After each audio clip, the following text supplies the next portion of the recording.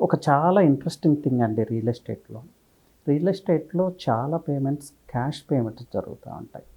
ఆహ్, అది ల్యాండ్ కావచ్చు, ఫ్లాట్ కావచ్చు, వాటెవర్ ఇట్ మే బి. చాలా మనం క్యాష్‌లో పే చేస్తా ఉంటాము. ఆ వైట్ మనీ మాత్రమే అంటే ఆ రిజిస్ట్రేషన్ అమౌంట్ ఏదైతే ఉందో అదొక్కటే చెక్ రూపంలో పే చేస్తాము.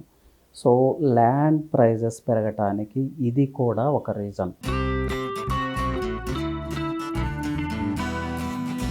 సో, వినటానికే విచిత్రంగా ఉంది కాదు. Let me explain. చూడండి, మనం ఎందుకు క్యాష్ పేమెంట్ చేస్తామంటే, గవర్నమెంట్‌కి ఏదైతే ఉందో టాక్సెస్, ఆ టాక్సెస్ తగ్గించుకోవటం కోసం, అవాయిడ్ చేయటం కోసం క్యాష్ పేమెంట్ చేస్తాం. 7.6 ఇది రిజిస్ట్రేషన్ ఛార్జెస్ అండి. మీరు టోటల్ ల్యాండ్ మొత్తానికి 7.6 రేషియోలో పే చేయాలంటే అమౌంట్ పెరుగుతది. సో, ఆ రిజిస్టర్ వాల్యూ వరకే అంటే గవర్నమెంట్ ఏదైతే మెన్షన్ చేసుందో ఈ పర్టిక్యులర్ ఏరియాలో ఈ స్క్వేర్ యార్డ్ గవర్నమెంట్ ప్రైస్ ఇదని మెన్షన్ చేసిందో దానికే మనం చలానా కడతాం బ్యాంకులో. అదే డాక్యుమెంట్‌లో కూడా మెన్షన్ చేస్తాం. మిగతాదంతా క్యాష్. సో, ఇక్కడ ఏమవుతది, ఫర్ ఎగ్జాంపుల్ నేనే డెవలపర్‌ని. నేను ఒక 50 ఏకర్స్ డెవలప్ చేస్తున్నాను. నాకేమవుతుంది, అంత క్యాష్ వస్తుంది మీ దగ్గర నుంచి. నాకు ఒక 50 ఏకర్స్‌లో ఒక 150-200 క్లయింట్స్ నా దగ్గర పర్చేజ్ చేశారనుకోండి. మీరందరూ 200 మంది అందరూ నాకు క్యాష్ ఇస్తే, నా దగ్గర క్యాష్ ఓవర్‌ఫ్లో అయితే నేనేం చేస్తున్నాను, మళ్ళీ ఇంకొక ల్యాండ్ అక్వైర్ చేస్తున్నాను ఆ మనీతో. సో, మీ మనీ డైవర్ట్ అవుతా ఉంది. This is why some ventures fail. Divert అవుతుంది. ఓవర్‌ఫ్లో అయినప్పుడు ఏమైంది, ఓవర్ ప్రైస్ పెట్టి కూడా కొనడానికి ఇష్టపడుతున్నాను. మళ్ళీ ఆ ప్రైస్ మీ మీదే పడతది.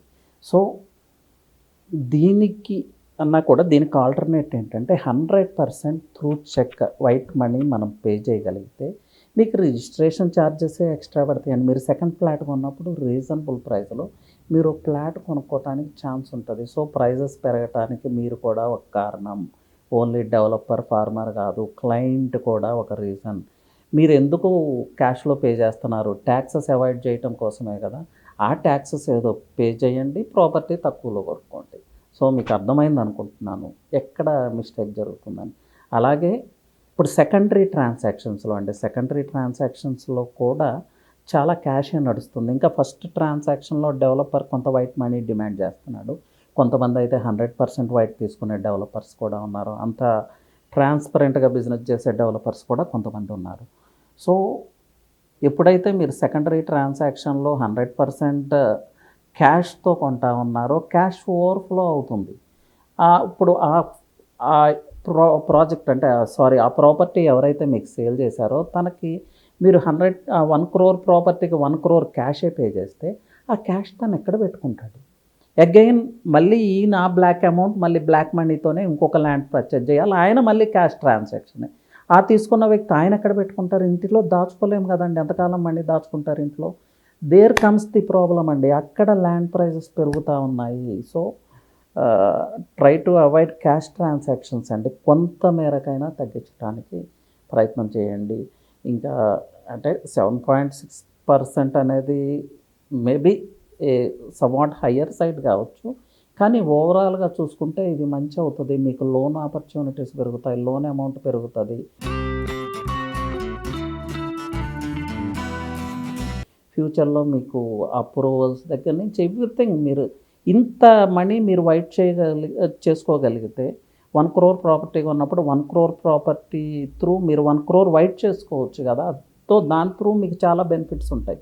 ఈ వేలో థింక్ చేయండి. So, try to avoid cash transactions అండి. చెక్ పేమెంట్స్‌ని ఎంకరేజ్ చేయండి. సో, మీకు కూడా ప్రాపర్టీ రీజనబుల్ ప్రైజెస్‌లో వస్తాయి అలాంటప్పుడు. సో, థింక్ ఆఫ్ దిస్ అండి. ఇది ఇప్పటివరకు ఎవరు దీన్ని ఇంప్లిమెంట్ చేయట్లేదు. ఎవరు ఎక్స్‌ప్లెయిన్ చేయట్లేదు. But some developers are doing this అండి.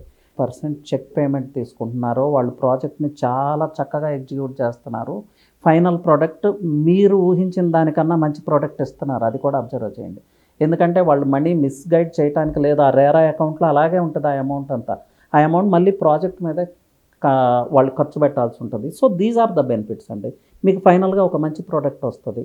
దీని గురించి ఆలోచించండి. ఎనీవే థ్యాంక్ యూ అండి.